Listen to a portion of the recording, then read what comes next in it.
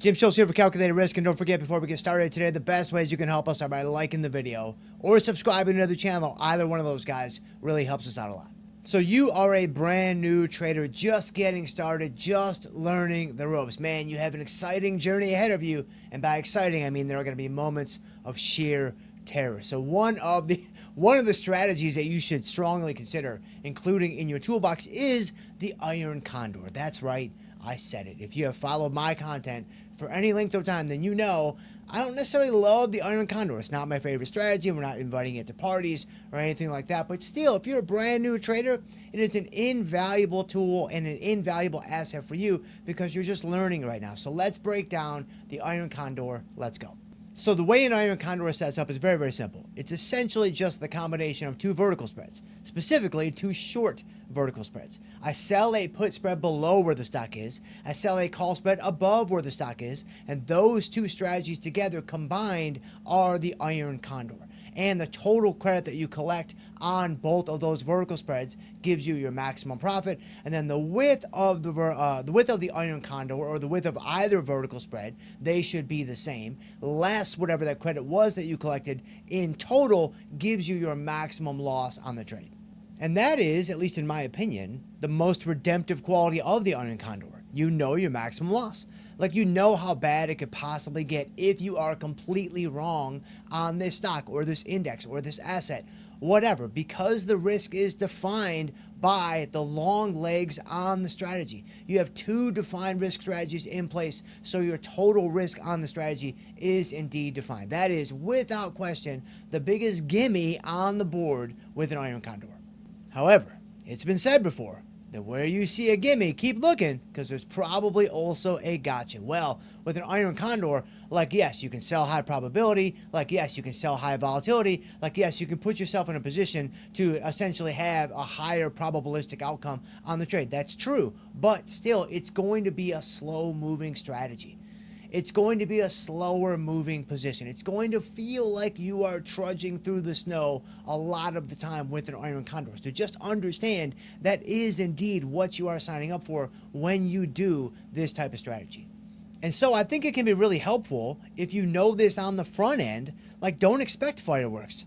Like, don't expect home runs. Expect this to be a grind. Expect this to be a learning tool and a learning experience. Don't necessarily try to make a bunch of money on $3 wide Iron Condors or $5 wide Iron Condors, because it's just not going to happen in my humble, professional, and probably even personal opinion.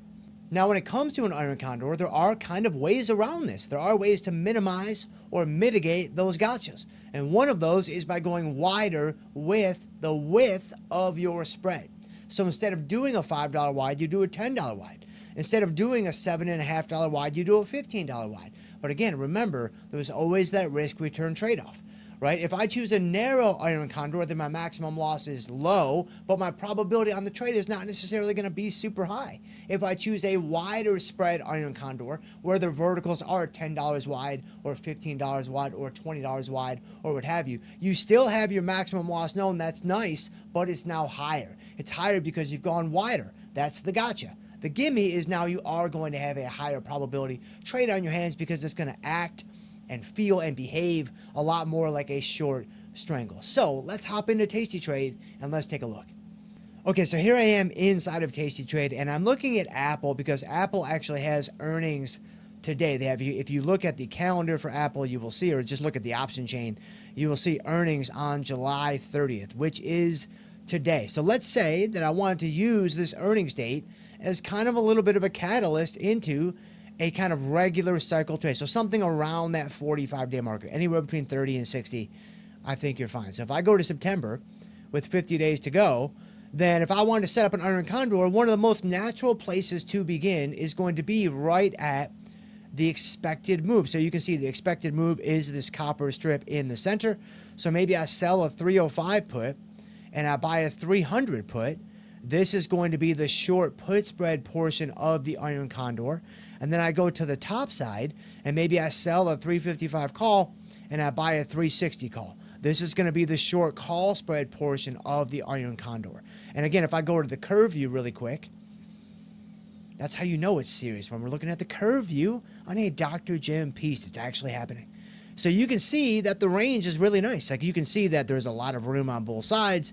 It kind of feels like it's never going to get hit. It kind of feels like there's no way this could possibly not work and all those things. And then of course you have, loss on the low side and loss on the high side, but the losses are known. They are indeed capped out at whatever your maximum loss is here on the trade bar. And so that's of course really, really nice. But also notice that my probability of profit is not super high. Right? Again, this kind of looks like an at-the-money vertical spread. Like, this doesn't necessarily look like a trade that should have about a 50-50 probability because I have so much room where the stock can roam. I have so much room on either side of where the stock is currently, and I'm going to essentially make a profit on the trade. Well, it's because when you buy these options, like you buy this long put on the downside, you buy this long call on the upside to cap your risk and allow for, these kind of limited loss scenarios that you see here. Those two longs, they change the dynamic of the strategy significantly.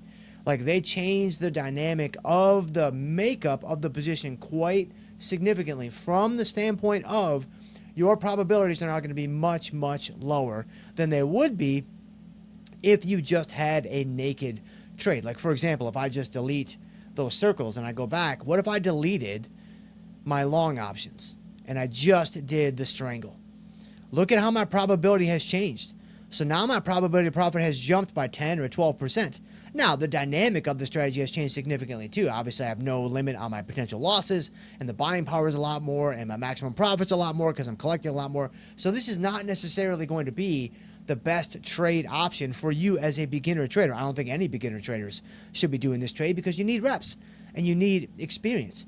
But if we go back into the table view and I put those same long options back in place, I buy my 300 and I buy my 360, and then we go back to the curve view, if you do want to potentially tap into some of the benefits of a short strangle while not necessarily having the unlimited risk, then one of the things that you can do is widen out your spreads by pushing the longs further out of the money.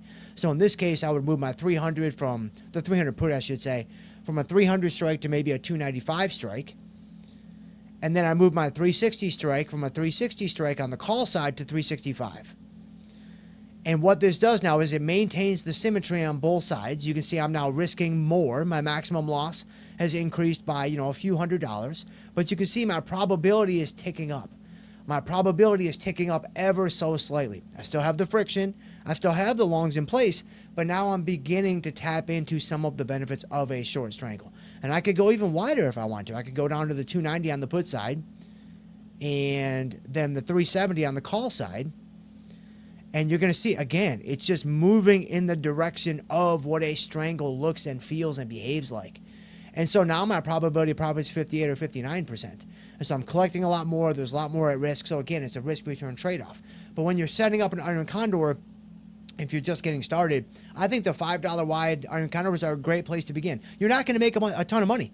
You're just not. You're not going to make a ton of money. This is not the retirement plan. This is not your pathway to financial independence. But it's important. It's an important learning step. Like it's an important step along the learning curve to understand how to play a neutral bias and kind of see, hey, I don't have to take a directional stance. So no, I don't love iron condors generally speaking. And most experienced traders that I've talked with, and myself included, you get to a point where you don't use them nearly as much, maybe sparingly here and there. But again, if you're brand new, you're not at that spot yet. Like if you're brand new, you've got to crawl before you can walk. You've got to walk before you can jog. You got to jog before you can run. And right now, you're very much in the crawling or walking stage of the learning curve. And so I would use the iron condor, use some of the things that we talked about today to begin to learn even more about the iron condor. And I'll see you guys in the next video.